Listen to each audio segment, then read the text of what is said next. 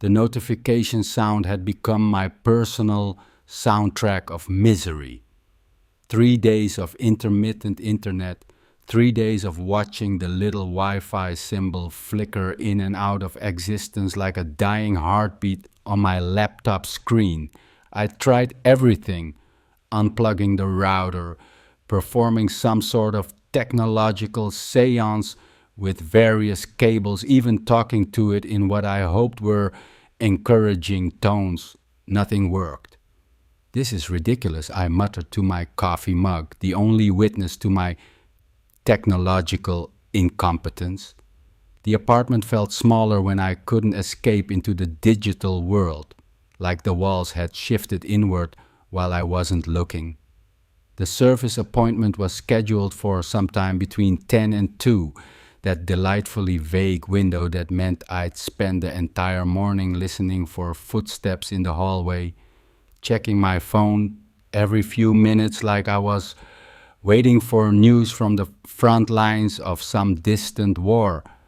I'd cleaned the apartment twice, not because I'm particularly tidy, I'm not, but because having a stranger in my space always makes me hyper aware of everything.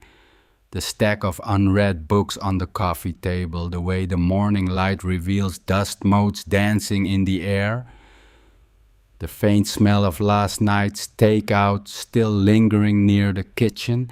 I wanted everything to seem normal, put together like I was the kind of person who had his life figured out enough that his internet breaking was just a minor inconvenience rather than a small catastrophe. The knock came at 11:47. I'd been pacing the living room, practicing casual greetings in my head like some sort of social interaction rehearsal. "Oh, hi there." Too enthusiastic. "Yeah, it's been acting up." Too dismissive. "Thanks for coming so quickly." Too grateful, like I'd been rescued from a desert island. But when I opened the door, all my practiced lines evaporated. He was younger than I'd expected, maybe late 20s, with dark hair that looked like he'd run his fingers through it, and work clothes that somehow managed to look intentional rather than utilitarian.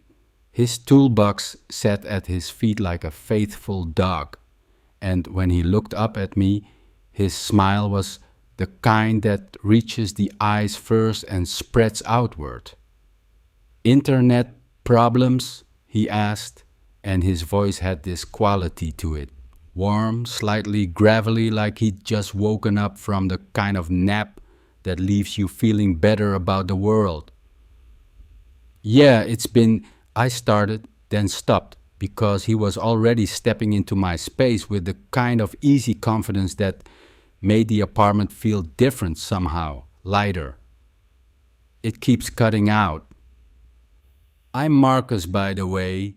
He set his toolbox down with care like it contained something precious rather than just tools.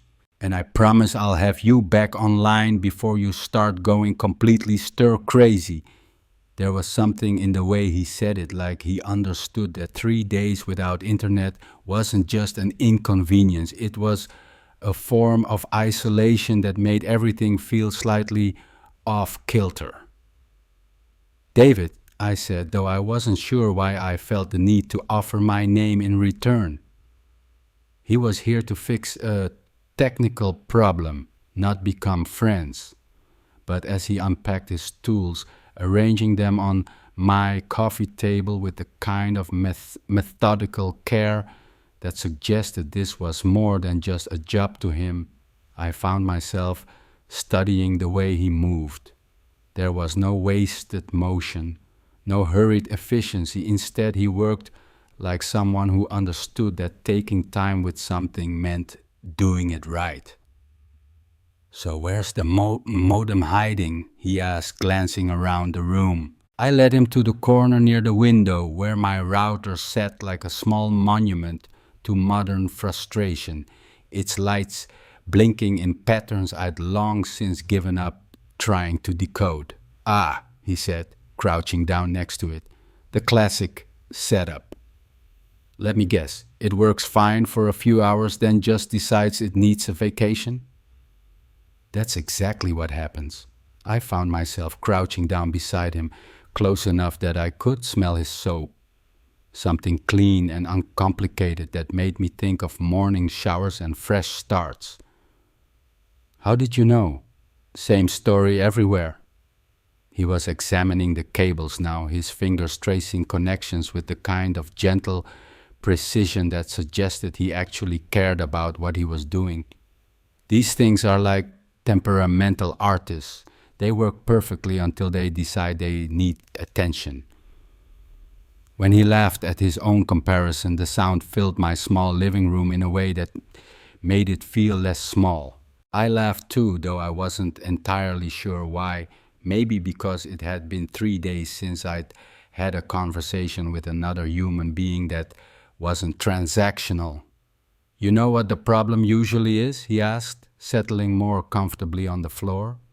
His knee was maybe 6 inches from mine, close enough that I could see a small scar on his knuckle, close enough that when he shifted slightly, I caught another hint of that soap. Bad connection? Bad location. He gestured toward the window. See how it's right next to all that direct sunlight? These things overheat faster than people realize. They're like vampires. They prefer dark, cool places. As he talked, I found myself paying less attention to his words and more back to the way he explained things. His voice had this quality that made even the most mundane technical details sound like he was sharing secrets. When he described signal interference, it sounded like he was talking about something poetic rather than electronic. So the first thing we're going to do, he said, unplugging the router, is relocate this guy somewhere he'll be happier. The way he said we made something flutter in my chest that I wasn't ready to examine too closely. Where do you think? I asked. He stood up and I followed, suddenly aware that we were both moving through my space together, like we were choreographing something. He walked toward the bookshelf on the far wall, and I found myself watching the way his shirt moved across his shoulders. The way he paused to consider options like this was the most important decision he'd make all day. Here, he said finally, pointing to a spot on the middle shelf. Dark, cool, elevated. Your router's dream apartment. I helped him move books to make room, our hands brushing briefly when we both reached for the same volume. It was the kind of accidental contact that shouldn't have registered, but somehow it did, like a small electric shock that had nothing to do with static electricity. Dickens? He asked, glancing at the book in my hand. Great Expectations. I keep meaning to reread it. Any good? It's about a guy who spends most of the story wanting something he thinks will make him happy, only to discover that what he actually needed was right in front of him the whole time. The words came out before I could stop them, and suddenly the air in the room felt charged with something I couldn't name. Marcus looked at me for a moment, really looked, like he was trying to decode something in my expression. Sounds like most people's lives, he said quietly. There it was again, that voice dropping to something that felt more intimate than it should have for a conversation about literature between strangers. He went back to work, running cables along the baseboard with the kind of care that made it clear he took pride in leaving things better than he'd found them. I sat on the couch pretending to read emails on my phone while actually watching him work. There was something mesmerizing about the way he moved, economical but not rushed, like he was solving a puzzle he genuinely enjoyed. When he encountered a tangle in the cable, he worked it out patiently rather than forcing it. When he tested connections, he listened to the sounds the equipment made like he was tuning an instrument. "You can sit down here if you want," I said when he was crouched near the couch working on something behind the end table. "I mean, if it's more comfortable." He glanced up at me from the floor, and for a moment we were closer than we'd been all morning. Him kneeling beside my legs, me leaning forward slightly. The space between us measured in inches rather than feet.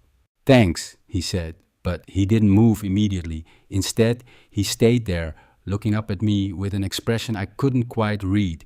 His eyes were brown with small flecks of gold, and there was something in them that made my breath catch slightly. The moment stretched longer than it should have, like we were both waiting for something to happen that neither of us could name. "The connection should be better now," he said finally, but his voice was softer than it had been before, like he was talking about more than just internet signals. He settled onto the floor beside the couch, his shoulder maybe a foot away from my knee, and continued working. This close, I could hear the quiet sounds he made while he worked, small hums of satisfaction when something went right, the soft intake of breath when he was concentrating.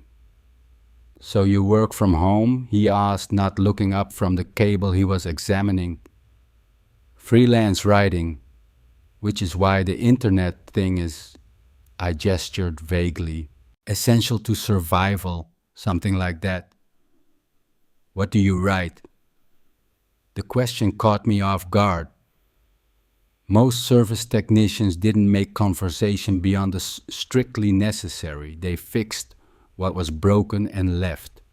But Marcus seemed genuinely curious. Articles mostly, some copywriting, the occasional essay that pretends to be more important than it is.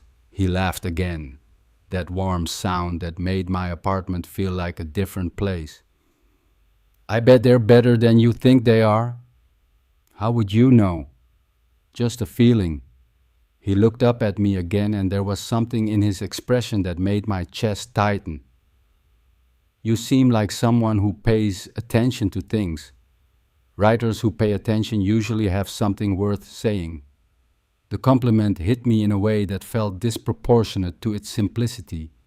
Maybe it was because it had been weeks since anyone had said anything about my work that wasn't purely functional.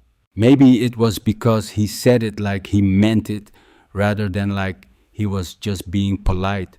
Or maybe it was because of the way he was looking at me, like he could see something I wasn't sure I was ready to reveal. "What about you?" I asked, partly to deflect attention from myself and partly because I found myself genuinely wanting to know. "Always been a tech guy?" "Started in college, needed money, answered an ad for computer repair. Turned out I was good at figuring out why things stopped working." He was back to examining cables, but I could hear the smile in his voice. "Plus, I like solving problems. There's something satisfying about taking something broken and making it work again. Even when the problem is just that someone put their router in a sunny window, especially then. The simple fixes are the best ones. No drama, no complicated diagnostics. Just move one thing and suddenly everything works the way it's supposed to." As he spoke, he was threading a cable behind my couch, and when he leaned forward to reach a connection point, his shoulder brushed against my leg. It was the lightest contact imaginable, but it sent a small shock of awareness through me that had nothing to do with the technical work he was doing. "Sorry," he murmured, but he didn't move away immediately. Instead, he stayed there for a moment, close enough that I could feel the warmth radiating from his skin, close enough that when I shifted slightly, our knees brushed. The contact lasted maybe 2 seconds, but it felt like a conversation we were having without words. Acknowledgement of the strange electricity that had been building in the room all morning. Recognition that this felt like something more than a routine service call. No problem, I said, though my voice came out slightly rougher than I'd intended. He finished with the cable and sat back, creating distance between us again. But something had shifted. The air in the room felt different now, charged with possibility and the kind of tension that makes ordinary moments feel significant. Almost done, he said, powering up the equipment. Just need to test the connection and make sure everything's talking to each other properly. While we waited for the router to boot up, he packed his tools with the same careful attention he'd brought to the repair. I watched his hands, capable, gentle, the hands of someone who fixed things for a living, but treated each repair like it mattered. You know, he said, not looking at me, most people are pretty eager to get back to whatever they were doing before their internet went down. Check emails, catch up on shows, whatever. Most people probably have more urgent things waiting for them than I do. Or maybe they're just not as good at appreciating the moment when everything slows down for a while. There was something in the way he said it that made me look at him more closely. He was still organizing his tools, but there was a deliberateness to his movements that suggested he was working up to saying something. I mean, he continued, when was the last time you spent a whole morning just talking to someone, without checking your phone every 5 minutes or thinking about what you needed to do next? He was right. I'd been so focused on the frustration of being disconnected that I hadn't considered the unexpected gift of being present in my own space with another person who seemed in no hurry to leave. It's been a while, I admitted. Yeah, he said quietly.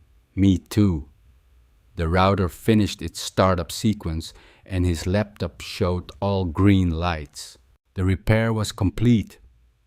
That should do it, he said, but he made no move to pack up his laptop or stand to leave. Instead, he sat there on my living room floor, looking at his screen like it contained the secrets of the universe. Test it out, he said finally. Make sure everything's working the way it should. I pulled out my phone and watched as it connected immediately to the network. Full bars, no hesitation. Perfect. How much do I owe you? Company covers it. Routine service call. But still, he didn't move to leave. We sat there in the strange silence of my apartment, him on the floor surrounded by his tools, me on the couch with my phone showing perfect connectivity, like we were both waiting for something to happen that neither of us could name. I should probably, he started, then trailed off. Right, I said, you probably have other calls. Yeah, other people whose routers decided to take vacations. He began packing up, in earnest now, coiling cables and returning tools to their designated spots in his toolbox. But his movements had lost some of their earlier efficiency. Instead, he seemed to be taking his time with each item, like he was trying to extend the process. I found myself doing the same thing, getting up to walk him to the door more slowly than necessary, pausing to straighten magazines that didn't need straightening, generally moving like I was walking through water. When he reached the door, toolbox in hand, he stopped and turned back to me. The hallway light behind him created a kind of halo effect that made the moment feel cinematic, like we were actors in a film about the beautiful complications of ordinary life. David, he said, and the way he said my name made something flutter in my chest again. Yeah? He opened his mouth, then closed it, then opened it again, like he was trying out different versions of whatever he wanted to say. I don't usually do this, he said finally. I mean, I come in, fix the problem, leave, professional boundaries, you know? Keep things simple. My heart was beating faster now, though I couldn't have said exactly why. But maybe, he continued, his voice dropping to something that felt more intimate than anything we'd shared all morning. Maybe I should have asked for your number before fixing the connection. The words hung in the air between us like a bridge. Neither of us was sure we should cross. I could feel the weight of the moment, the sense that whatever I said next would determine whether this was just a story about a routine service call or the beginning of something else entirely. He came here to fix a problem I thought was about connection, but the one I felt had nothing to do with Wi-Fi. And as I stood there looking at him, this stranger who had spent the morning in my space, who had made my small apartment feel like a place where unexpected things could happen, who was now looking at me with an expression that was half hope and half terror, I realized that sometimes the most important repairs are the ones you never see coming. Part 2. I didn't answer at first. I couldn't. The words hung in the air between us like something fragile and irreplaceable, and I was afraid that speaking too quickly would shatter whatever was happening. Instead, I looked at him, really looked.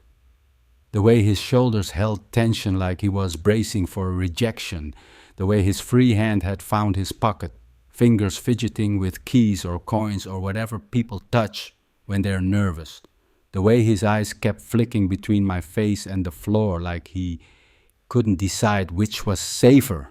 The hallway light behind him was still creating that cinematic halo effect, but now it felt less like a movie and more like real life teetering on the edge of becoming something else entirely, something worth remembering. The silence stretched long enough that I could hear the soft hum of the router in its new home, the sound of connection restored, of problems solved, of things working the way they were supposed to. You still can, I said finally, the words coming out softer than I'd intended. His smile started small, uncertain, like he wasn't sure he'd heard correctly, but then it grew, reaching his eyes the way it had when he'd first arrived, and something inside my chest loosened. Yeah, he asked, and there was something vulnerable in the single syllable that made me want to step closer. Yeah, but neither of us moved. We stood there in my doorway, toolbox between us like a small barrier to whatever came next, both of us seemingly unsure of the protocol for moments like this. How do you transition from professional interaction to something else? How do you cross that line without stumbling?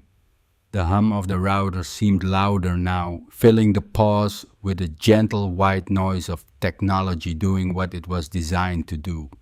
Connection established, signal strong, everything working perfectly.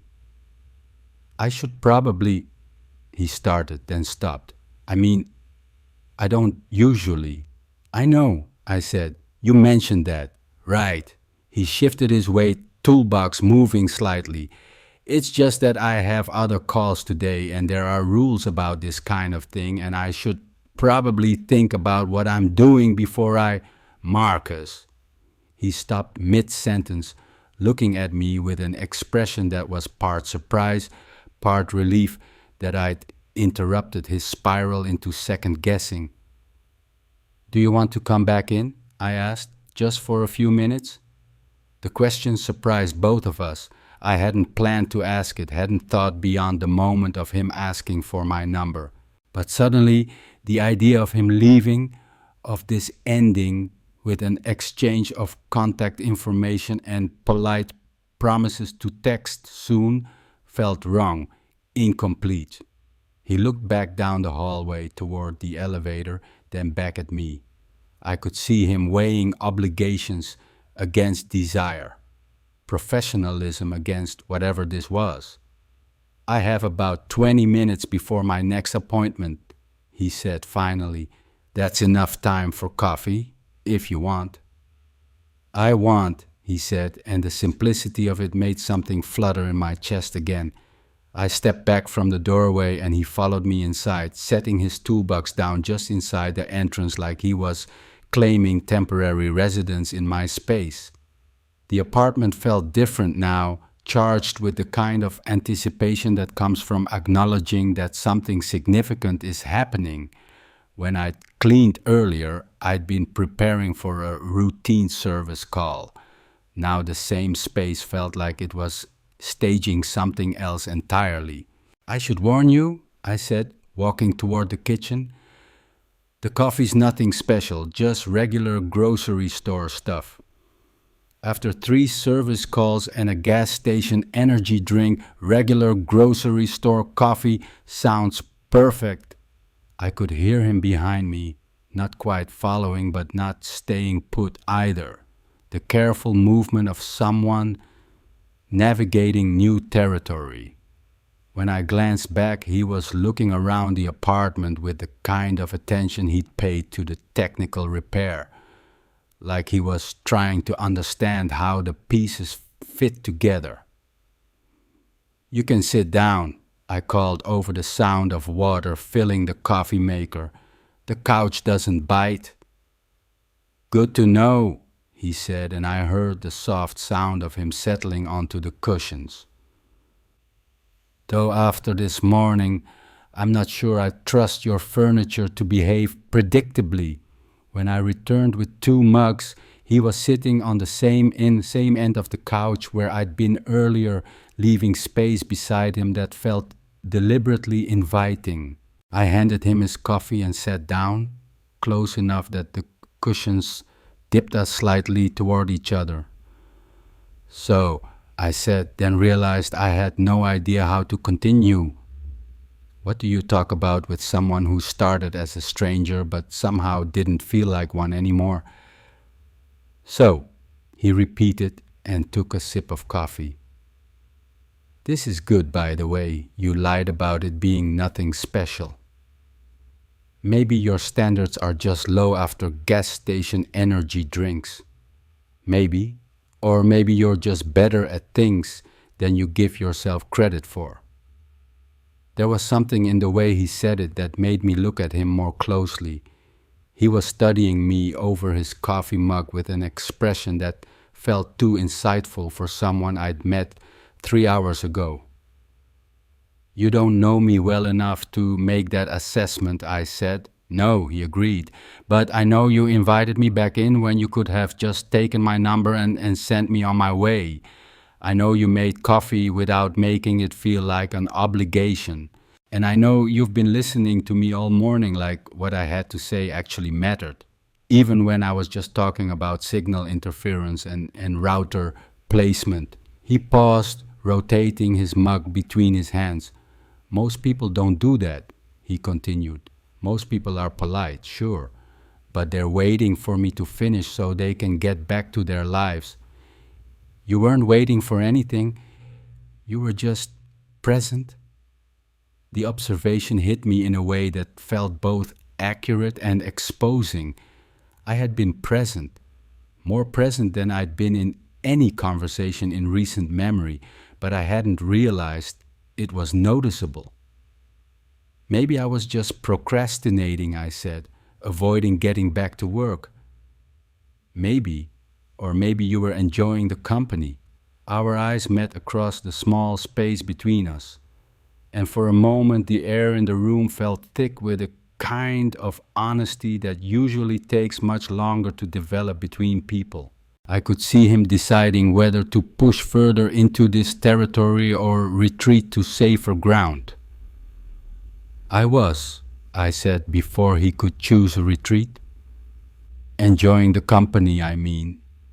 His smile was different this time, less nervous, more genuine, like I'd given him permission to relax into whatever this was becoming. Good, he said. Because I was too, enjoying yours, I mean, more than I probably should have been considering I was supposed to be working. Technically, you were working. You fixed my internet. Technically, yes. But I also spent about 45 minutes finding excuses to stay longer than the repair required. Did you? I asked, though I'd suspected as much. What kind of excuses? Testing connections that didn't need testing, organizing cables that were already organized, taking extra time to explain things you probably could have figured out on your own. He shook his head, looking slightly embarrassed. Very professional of me. I don't mind being the beneficiary of unprofessional behavior. No. No, in fact, I'm starting to think professional boundaries are overrated. The words came out more loaded than I'd intended, and I could see him processing them, trying to determine how much meaning to read into the statement. We were moving into territory that felt both thrilling and terrifying, the kind of conversation that changes the stakes of everything that comes after. Are they? He asked, and his voice had dropped to something that felt more intimate than the morning's easy banter. Well, I said, settling back into the couch cushions and turning slightly to face him more directly, look at it this way. If you'd maintained strictly professional boundaries, we wouldn't be sitting here having coffee. You would have fixed my router, packed your tools, and left. I would have gone back to my laptop. You would have driven to your next appointment. And that would have been the end of it. True. Instead, you mentioned that you don't usually ask for phone numbers, which was technically a violation of those professional boundaries. And because you violated them, we're having this conversation, which suggests that sometimes breaking the rules leads to better outcomes than following them. He was quiet for a moment, considering this logic while staring into his coffee mug like it contained the answers to complicated questions. You make it sound simple, he said finally, isn't it? I wish it were. He looked up at me, and there was something in his expression that suggested he was about to say something that mattered. The thing is, I meet a lot of people in this job. I go into their homes, fix their problems, make small talk, leave, and usually that's exactly what I want. Clean, simple, no complications. He paused, and I found myself holding my breath without realizing it. But sometimes, he continued, maybe once every few months, I meet someone who makes me think that maybe complications aren't always a bad thing. Someone who makes me wonder what would happen if I stayed for coffee instead of rushing off to the next appointment. And how often do you actually stay for coffee? Never, he said, until today. The admission hung between us like a confession, and I could feel something shifting in the atmosphere of the room, not just attraction or chemistry, but recognition, the sense that we were both acknowledging that this felt different from our normal patterns, more significant than either of us had expected. So what changed? I asked. What made today different? He was quiet for so long that I started to think he wasn't going to answer. Then he set his coffee mug down on the table and turned to face me more fully, one leg folded under him on the couch. You want the honest answer? I always want the honest answer. The honest answer is that I started noticing the way you listened, really listened. Like when I was explaining about router placement, you weren't just waiting for me to finish so you could ask about the bill, or when I'd be done, you were actually interested in understanding how it worked. He paused, running a hand through his hair in a gesture that made him look younger, less certain. And then when you laughed at that stupid vampire joke, it wasn't just polite laughter, it was real. And I realized I'd been working all morning to make you laugh again because the sound of it made your apartment feel like somewhere I wanted to stay. The honesty of it took my breath away, not because it was particularly romantic or eloquent, but because it was so specific, so clearly true. I could hear in his voice that he was telling me something he hadn't fully articulated to himself until the moment he said it. Marcus, I started, but I didn't know how to finish. How do you respond to someone who's just handed you that kind of vulnerability? I know it sounds ridiculous, he said quickly. I know we just met, and I know I'm probably reading too much into what was just a normal service call with a nice customer, but I couldn't leave without saying something because the alternative was driving away and spending the rest of the day wondering what would have happened if I'd been brave enough to ask. It doesn't sound ridiculous, I said. It sounds like the most honest thing anyone said to me in months. Our knees were almost touching now, and I could see the small flecks of gold in his brown eyes, could count the laugh lines that suggested he smiled often. The space between us felt electric with possibility and the kind of tension that makes ordinary moments feel extraordinary. Can I tell you something? I asked. Yes. I cleaned my apartment twice before you got here. Not because it was dirty, but because I was nervous about having a stranger in my space.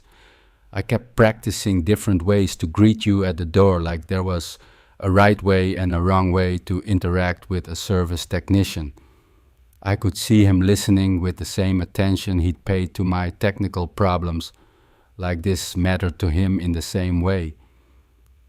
But the moment you walked in, I continued, all that nervous energy just disappeared.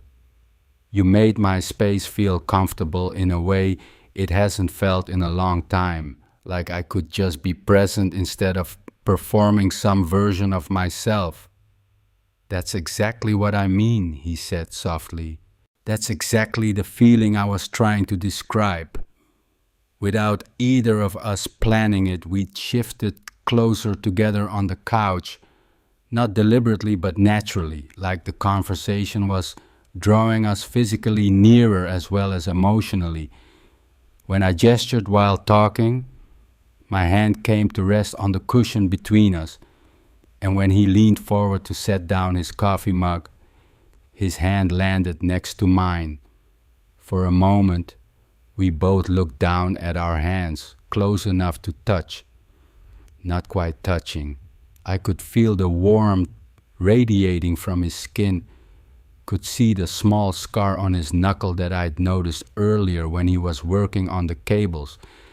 David, he said, and the way he said my name made me look up to meet his eyes. Yeah? I'm really glad your internet was broken. I laughed, the sound softer and more breathless than usual. That's probably the first time anyone's ever said that to me. I'm also really glad you invited me back in for coffee, even though it's just regular grocery store coffee. Especially because it's regular grocery store coffee, it means this isn't about impressing anyone, it's just what? Just real. The words settled between us like something solid and precious, real, not performance, not professional interaction, not the careful dance of two people trying to manage impressions. Just two people sitting on a couch, drinking coffee, acknowledging that sometimes strangers stop being strangers without any warning. I moved my hand slightly on the cushion between us, close enough that my fingers brushed against his. The contact was light, almost accidental, but neither of us moved away. Instead, his fingers shifted to meet mine, a tentative touch that sent warmth up my arm and into my chest. Is this okay? He asked quietly. More than okay. We sat like that for a moment, fingers barely touching, both of us staring at the point of contact like it was something miraculous. It was such a small thing, skin against skin, the slight pressure of his fingertips against mine, but it felt monumental, like crossing a bridge from one version of the morning to another. The apartment was quiet except for the hum of the router and the distant sound of traffic outside. The coffee was getting cold in our abandoned mugs, and the sunlight from the window had shifted enough that the room felt different than it had an hour ago. Everything was different than it had been an hour ago. I should probably tell you, I said, that I don't usually do this either. What, have coffee with service technicians? Have coffee with anyone, really? I mean, I work from home, I don't get out much. I'm not exactly known for my spontaneous social interactions, but you're having coffee with me. I'm having coffee with you? He smiled, and I could feel the warmth of it in the small space between us. Our hands were still touching, just fingers against fingers, but it felt like an anchor keeping us both present in the moment. So we're both doing things we don't usually do, he said. Apparently. How does it feel? I considered the question seriously, trying to identify the strange mix of nervous energy and contentment that had settled in my chest. Like I've been holding my breath for weeks without realizing it, I said finally, and I just remembered how to exhale. That's a good way to put it. What about you? How does it feel? He was quiet for a moment, his thumb moving gently against the side of my finger in a gesture that felt both soothing and electric, like I've been going through the motions of my days without really paying attention to them, he said. And then I walked into your apartment and suddenly everything felt vivid, like someone had adjusted the contrast on the world. He hadn't just fixed the signal in my apartment. He'd reminded me what it felt like to be seen.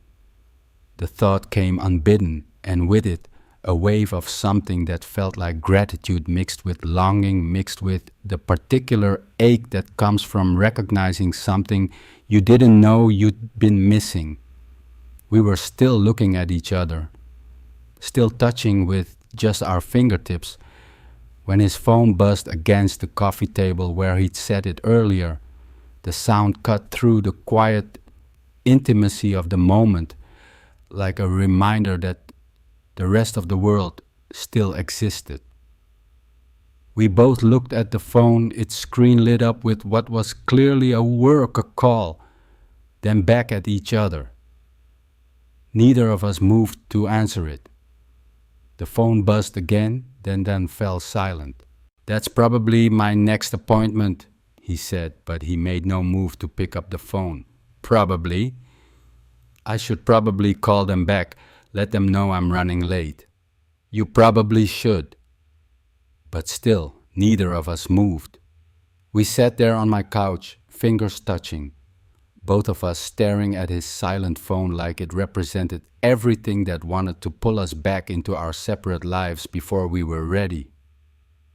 Marcus, I said quietly, yeah? I don't want this to end. The admission surprised me with its directness. I'm not usually the person who says what he's feeling so plainly, especially not to someone I've known for less than 4 hours.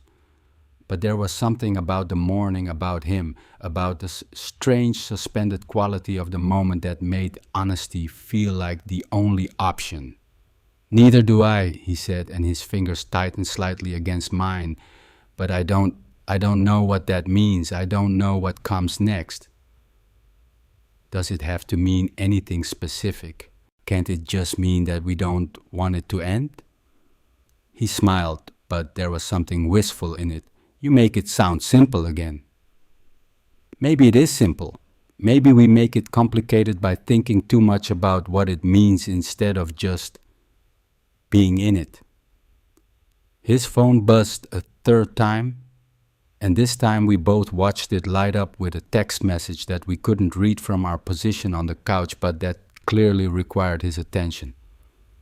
I really should, he started. I know. But before he could finish the sentence, before he could move to pick up the phone, I shifted closer to him on the couch.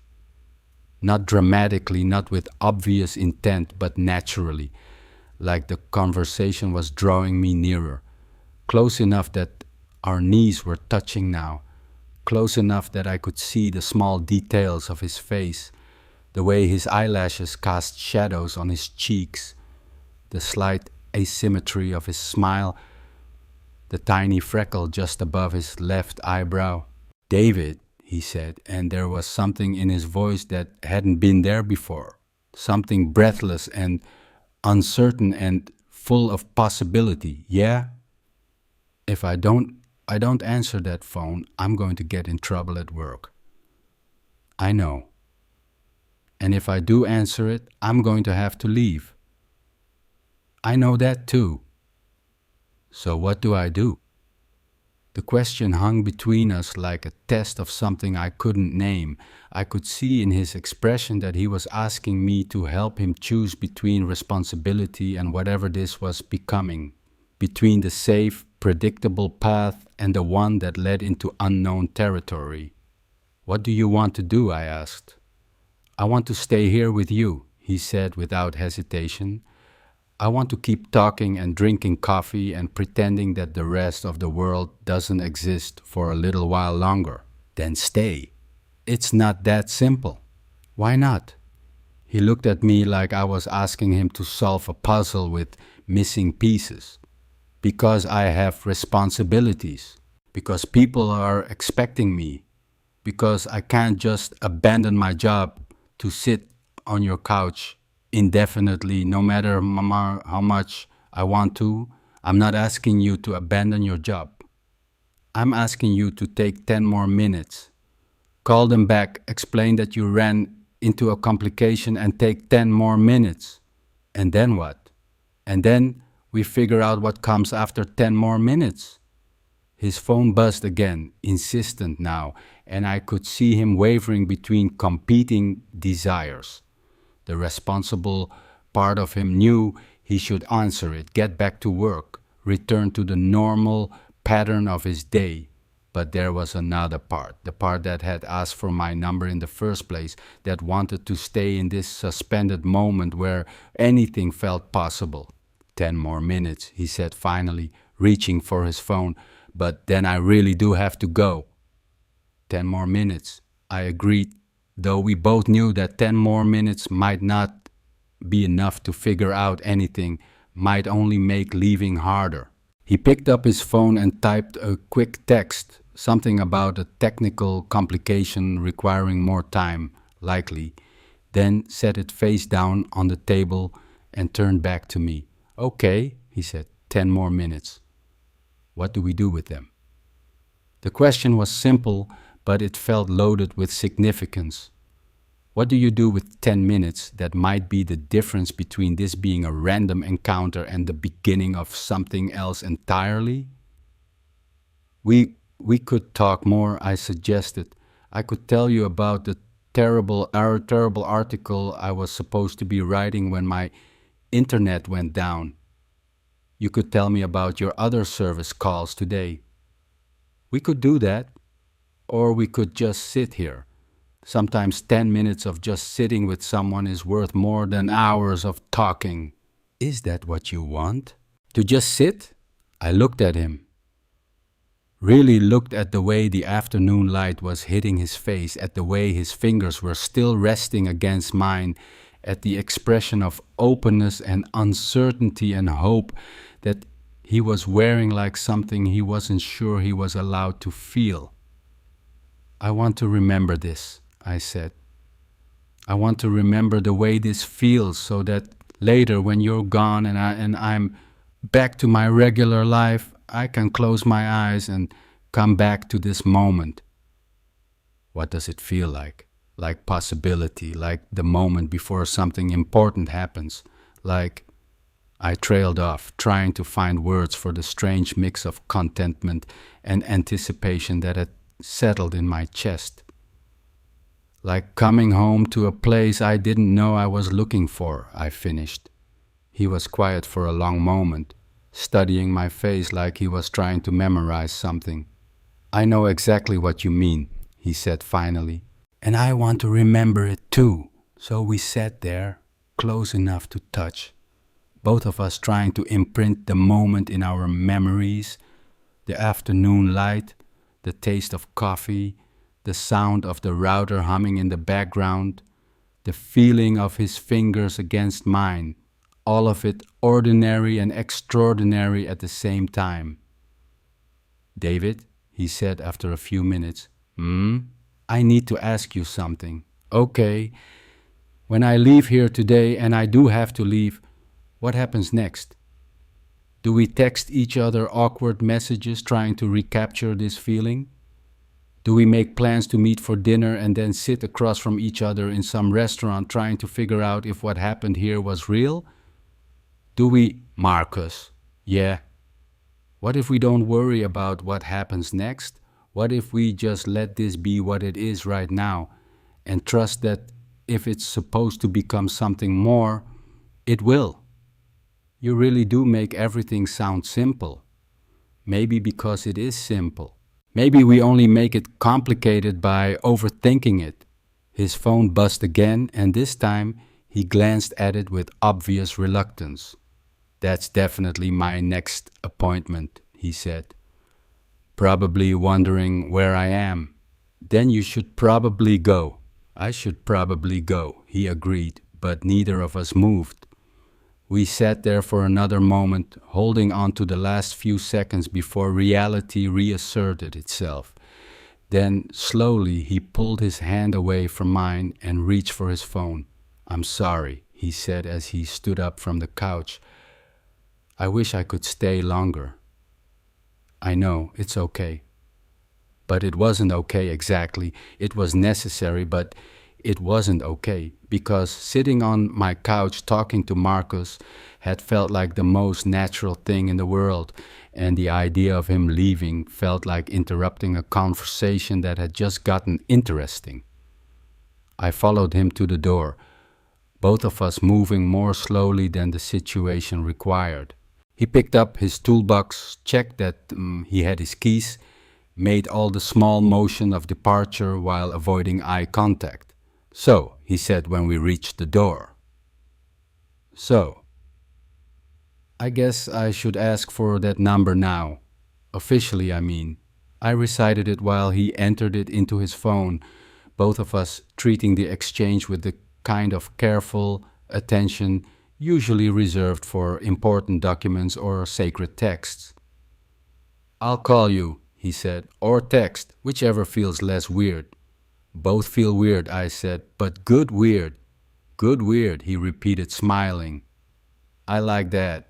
He opened the door, then stopped and turned back to me one more time. The hallway light was creating that halo effect again, but now it felt less cinematic and more like a goodbye. Thank you, he said, for the coffee, for all of it. Thank you for taking longer than necessary to fix my internet. Thank you for noticing. We looked at each other across the threshold, both of us aware that this was the moment of actual goodbye, the point where he would walk away and I would close the door and we would both return to our separate lives. I should go, he said. I know, but I don't want to. I know that too. The admission hung between us like a bridge neither of us wanted to cross back over. He stood there in my doorway, toolbox in hand, looking like he was trying to memorize my face the same way I was trying to memorize his. Finally, he stepped backward into the hallway. I'll call you tonight, he said, if that's okay. It's more than okay. Good. Because I'm pretty sure I'm going to spend the rest of the day thinking about this conversation and wanting to continue it. Then call me tonight. I will. He took another step backward, then another, moving away from my door but keeping his eyes on me until the distance made it impossible. I watched him walk to the elevator, watched him press the button, watched him turn back to look at me one more time before the doors opened. When the elevator arrived, he raised his hand in a small wave and I waved back, both of us acknowledging the strange formality of goodbye between people who had just spent the morning becoming something more than strangers. The doors closed, and he was gone. I stood in my doorway for a moment longer, listening to the sound of the elevator descending, then closed the door and leaned against it. The apartment felt different now, not empty exactly, but charged with his absence. Like the space itself was holding its breath, waiting to see what would happen next. My phone was in my pocket, and I could feel it there like a weight, like a promise. Connection secured, I thought, remembering his joke about the router. But the connection I was thinking about had nothing to do with Wi-Fi.